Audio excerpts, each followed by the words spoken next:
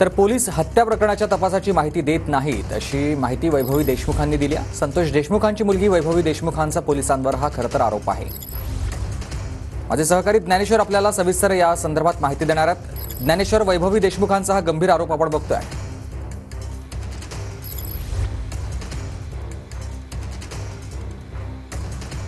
निश्चितच सुमित, आपण जर बघितलं तर 9 डिसेंबर रोजी मसाजोगचे सरपंच संतोष देशमुख यांची हत्या झाली होती। त्यानंतर जे आहे ते सुरुवातीला बीड पोलिसांकडे यांचा तपास होता, नंतर तो तपास CID कडे देण्यात आला आणि त्यानंतर SITची स्थापना करण्यात आली। मात्र तब्बल 1 महिना होऊनही अजूनही या प्रकरणातील एक आरोपी सापडला नाही आणि याच दरम्यान संतोष देशमुख यांची कन्या वैभवी देशमुख यांनी जे आहे ते सामाजिक माध्यमावर एक व्हिडिओ प्रसारित केला आहे, ज्यामध्ये त्यांनी असं म्हटलं आहे की पोलीस जे आहे ते तपासाची माहिती देत नाहीत आणि याच विषयावर बोलण्यासाठी स्वतः संतोष देशमुख यांची कन्या वैभवी आपल्यासोबत आहे। वैभवी, काय सांगशील? गेल्या महिनाभरापासून तपास सुरू आहे, एक आरोपी सापडला नाही, त्यात तू काल एक व्हिडिओ जे आहे ते सामाजिक माध्यमावर व्हायरल केला आहे।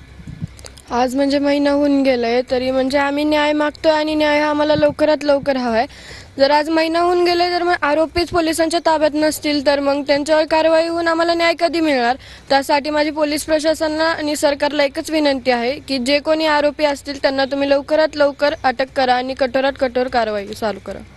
पण तुझं असं म्हणणं आहे की पोलीस प्रशासनाला असेल, CID नसेल, SIT असेल, जो तपास सुरू आहे त्याची माहिती देशमुख कुटुंबियांना दिली पाहिजे, कारण की आम्हाला पण समजलं पाहिजे की तपास कोणत्या दिशेने चालू आहे, कोणत्या वेगाने चालू आहे, तो कसा करतायत आज, म्हणजे तो कुठपर्यंत आलाय आरोपी, म्हणजे त्यांची पद्धत तर ते आपल्याला नाहीच सांगणार, कारण की त्यांचे पण काही प्लॅन असतील ते वगैरे, म्हणजे इतकं तर काय आपल्याला माहित नाहीये। पण आमची एवढीच विनंती आहे की म्हणजे तपास कुठपर्यंत आला किंवा तो कोणत्या प्रकारे चालू आहे याबाबत आम्हाला थोडं काहीतरी कळवण्यात यावं, कारण की आम्हाला पण लक्षात आलं पाहिजे की म्हणजे तुम्ही कोणत्या प्रकारे काम करताय। तुम्ही मुख्यमंत्र्यांना भेटले होते तेव्हा त्यांनी काही तुम्हाला माहिती दिली होती तपासासंदर्भात? नाही, त्यांनी म्हणजे तसं तर काय बोलले नव्हते, फक्त त्यांनी आम्हाला म्हणजे आव्हान म्हणजे शब्द दिलाय की तुम्हाला न्याय जरूर मिळेल आणि शेवटचा जो आरोपी आहे म्हणजे जे कोणी असतील त्यांना कठोरात कठोर कारवाई होईल। बरोबर आहे, जे कोणी असतील त्यांना कठोर कारवाई व्हावी अशी मागणी वैभवी देशमुखांची। धन्यवाद तुम्ही दिलेल्या सविस्तर माहितीसाठी।